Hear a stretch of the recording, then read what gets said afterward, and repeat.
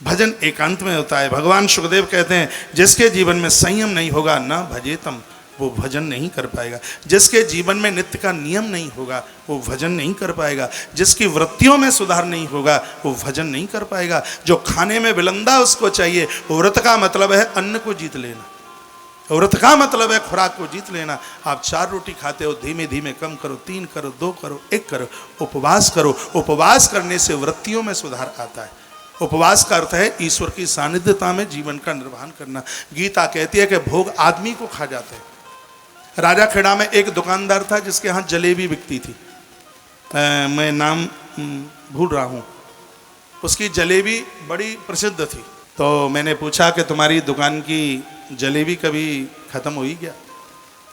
वो बोलते हैं कि जलेबी तो ख़त्म नहीं हुई, लेकिन जलेबी खाने वाले ऊपर बहुत पहुँच गए।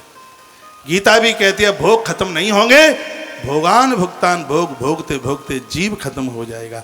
बहुत खाया है, जवानी में बहुत खाया, अब तो बस ये मैं इसलिए बोल रहा हूँ, थोड़ा सब्जी में दाल में नमक कम ज़्यादा हो जाता है, मुंह लटक जाता है, मथनिया जैसा हो जाता है। उस समय उनका चेहरा देखो, नाक थोतनी हो जाती है, मिट्टी के बिल्कुल लोथड़े की तरह बिल्कुल हो जाती है।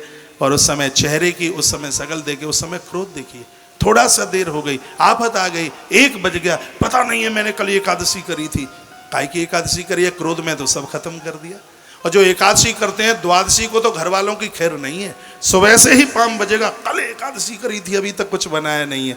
यहाँ वर्णन किया है संयम रखिए। संयम के बिना भजन नहीं है।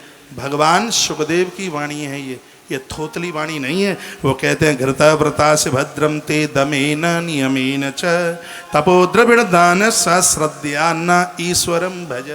स्पष्ट इसका अर्थ निकल रहा है, हे देवी, जीवन में संयम नहीं होगा, नियम नहीं होगा, व्रत नहीं होगा, दान देने की भावना नहीं होगी, तो वो व्यक्ति चाहे स्त्री हो चाहे पुरुष, वो कभी भजन कर ही नहीं सकते।